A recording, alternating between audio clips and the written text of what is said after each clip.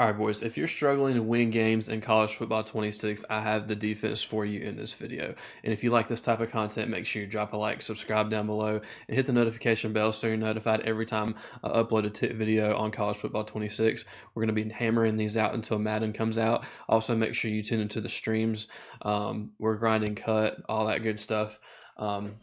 But I'm in the Georgia Bulldogs defensive playbook, but really you want to be in a playbook that has the 3-3-5 tight type of formations. So what you want to do is I'm in the 2-4 load mug formation. There's a bunch of playbooks that get this formation, mainly 3-3-5 tight. The reason I recommend 3-3-5 tight defensive playbooks is just because of the versatility. You have 3-3 mint, which is really good blitzing defense. You have penny, which is good. You have split, which is very underrated, in my opinion. You have 3-4 tight, which is like 3-4 odd in Madden. And then you have double mug, which is probably the most popular defense in college football 26 right now. And you have like the different new load mug formations. And then you have some dime formations and stuff like that as well. So it's just really, really versatile. So yeah, boys, we are in the 2-4 load mug, and before I get into this, I want to go over my coaching adjustments for defense.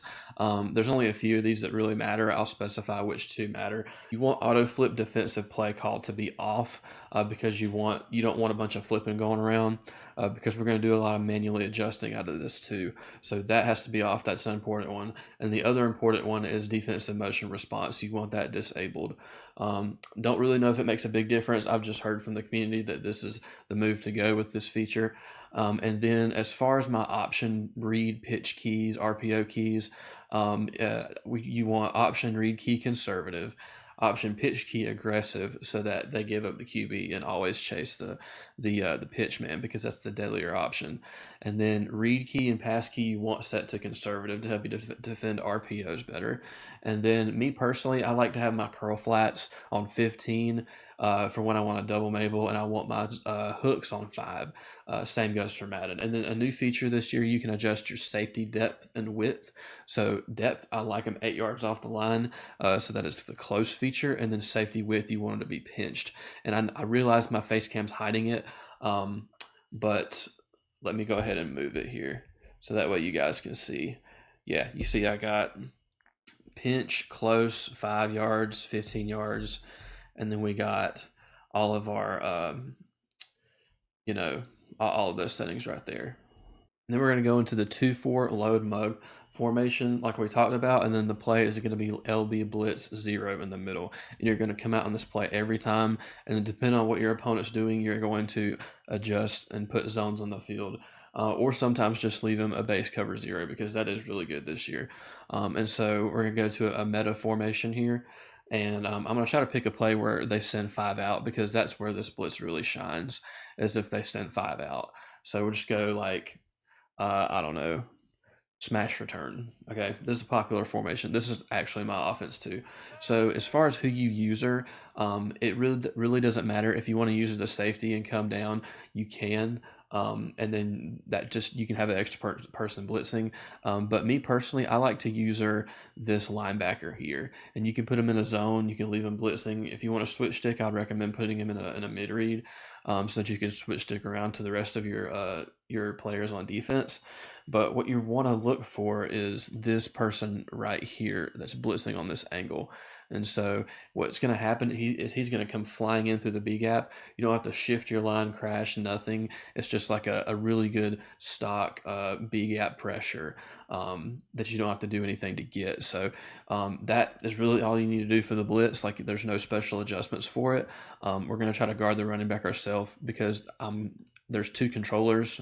So, I mean, I don't have 2 controllers, so the CPUs are automatically going to try to get the ball out to the halfback. So, and then sometimes you'll notice whenever the linebacker comes in forward like that, you can either click on and back him up, or you can leave him like that, because if that happens, if he automatically just lines up in the gap like that, what will happen a lot of times and gets 5 out is that person on the left edge will come in too. So we'll see, before the quarterback gets the ball out, you see that edge comes in flying free.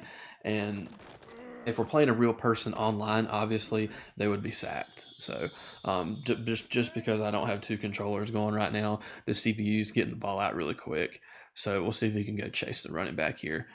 But you see Luke Kuechly coming in, or that linebacker coming in on that blitz there, and in a real game scenario, if they don't block a halfback, they're getting sacked every time. So, and if you get a lid on what your opponent's doing, this is a pretty easy formation to adjust out of if you don't want the cover zero on the field. So if you want to create like a cover two, this is a really popular coverage shell. I know it's inside quarters, but you can also do, let's see, deep half. Deep half, you can create a cover two out of this. Cover two is a really good coverage this year, and you have that slot receiver. You can leave him manned up, so you don't really have to worry about it. So there's that. And then you could also create like a cover four if you want to create a cover four, and then put this guy the slot. You don't have any coverage on the left, but let's see if we can zone out this guy and put him in a hard flat to see if the loop will still come in. I don't think it will. This is a little bit of a live lab right here. So let's just see what happens. Does the loop still come in? It does not. I didn't think it would. And I also have a tip for you guys on that blitzer. If you want to put the aftershock ability and cut is really, really OP right now. It heavily fatigues, like if they sack the quarterback or whoever they touch, there's a high chance it fatigues them out of the game. So if you want to make your opponent have to use their punter at quarterback by the third quarter, you want to put aftershock on whoever you're blitzing through that gap right there. And in my case, it's Luke Kuechly. So in a live game scenario, this guy is probably on his like punter, or it's at least a second string quarterback at this point. But yeah, boys, this is basically it. You could adjust the coverage however you like. There's no specific setup for this blitz, but it is a simple enough blitz to where if they block a halfback or a tight end, it probably will get picked up. So you want to be strategic with it, and you don't want to just send it every single play. So save it for like a third down, or if it's a fourth down, make them have to guess whether they want to block their halfback or tight end or not. And the cool thing about this blitz as well is that it doesn't require your opponent to untarget your user like for double mug or anything. So that's a positive to this, to running this type of defense as well. So as you can see, the blitz is coming in, even though we haven't sacked him. Like I said, it's just a computer. But if you guys enjoyed this video and you want me to do more defensive tips and offensive game plans like this on the channel to help you guys get better at college football 26, make sure you let me know in the comments down below. And I'll see you boys in the next one. Peace.